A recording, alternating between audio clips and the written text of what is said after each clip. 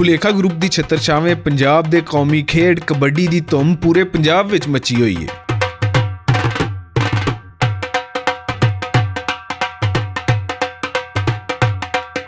ਗੁਜਰਾਂਵਾਲਾ, ਸਿਆਲਕੋਟ ਤੇ ਮੰਡੀ ਬਹਾਉਦੀਨ ਵਿੱਚ ਹੋਣ ਵਾਲੇ ਜਾਨਦਾਰ ਕਬੱਡੀ ਟਾਕਰਿਆਂ ਨੇ ਪੰਜਾਬੀਆਂ ਦਾ ਲਹੂ ਗਰਮਾਤਾ ਹੈ।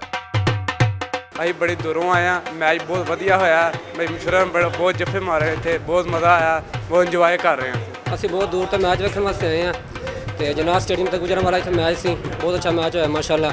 ਤੇ ਇੰਟਰਨੈਸ਼ਨਲ ਪਲੇਅਰ ਆਏ ਸਨ, ਜਿਨ੍ਹਾਂ 'ਚ ਮਸ਼ਹੂਰ ਜੰਜੂਆ ਆਇਆ ਸੀ, ਉਸ ਤੋਂ ਬਾਅਦ ਮਾਨਾ ਜੱਟ ਆਇਆ ਸੀ ਤੇ ਮਾਸ਼ਾਅੱਲਾ ਮੈਚ ਵੇਖਣ ਦਾ ਬਹੁਤ ਮਜ਼ਾ ਆਇਆ ਵਾ।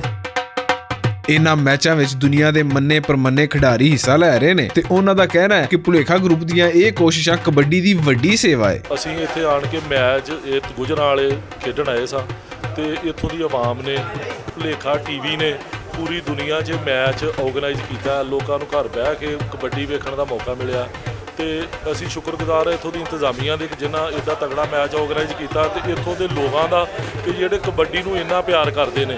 ਭੁਲੇਖਾ ਟੀਵੀ ਵਾਲਿਆਂ ਦਾ ਸ਼ੁਕਰੀਆ ਅਦਾ ਕਰਦੇ ਹਾਂ ਜਿਨ੍ਹਾਂ ਨੇ ਇੱਡਾ ਅੱਛਾ ਇੰਤਜ਼ਾਮ ਕੀਤਾ ਹੈ ਤੇ ਮੈਚ ਵੀ ਦਿਖਾਇਆ ਉਹਨਾਂ ਨੇ। ਮਲਕ ਸ਼ਾਕਰ ਸਾਹਿਬ ਦਾ ਬੜਾ ਸ਼ੁਕਰੀਆ ਹੈ ਜਿਨ੍ਹਾਂ ਇਹ ਇਹ ਟੂਰਨਾਮੈਂਟ ਕਰਵਾਇਆ ਔਰ ਇਹਨਾਂ ਭੁਲੇਖਾ ਟੀਵੀ ਵਾਲੇ ਜੋ ਹੈ ਇਹਨਾਂ ਨੇ ਬੜਾ ਸਾਨੂੰ ਸਪੋਰਟ ਕੀਤੀ ਹੈ, ਇਹਨਾਂ ਦਾ ਹੀ ਬੜਾ ਸ਼ੁਕਰੀਆ ਗੁਜ਼ਾਰ ਕਰਦੇ ਹਾਂ। ਕਬੱਡੀ ਦੇ ਜਾਨਦਾਰ ਟਾਕਰੇ ਦੀ ਅਗਲੀ ਮੰਜ਼ਿਲ ਨਾਰੋਵਾਲ ਹੈ, ਜਿੱਥੇ ਇੱਕ ਵਾਰੀ ਫੇਰ ਮੁਲਕ ਦੇ ਵੱਡੇ ਨਾਮ ਮੈਦਾਨ ਵਿੱਚ ਆਮਨੇ ਸਾਹਮਣੇ ਹੋਣਗੇ। ਨਾਰੋਵਾਲ ਦੀ ਧਰਤੀ ਉੱਤੇ ਕਬੱਡੀ ਦੀ ਨਵੀਂ ਤਰੀਖ ਲਿਖੀ ਜਾਏਗੀ। ਸ਼ੇਰ ਪੰਜਾਬੀਓ, ਤਿਆਰੀ ਫੜ ਲਓ, ਹੁਣ ਨਾਰੋਵਾਲ ਦਾ ਮੈਦਾਨ ਤੇ ਪੰਜਾਬ ਦੇ ਗੱਭਰੂ ਜਵਾਨ।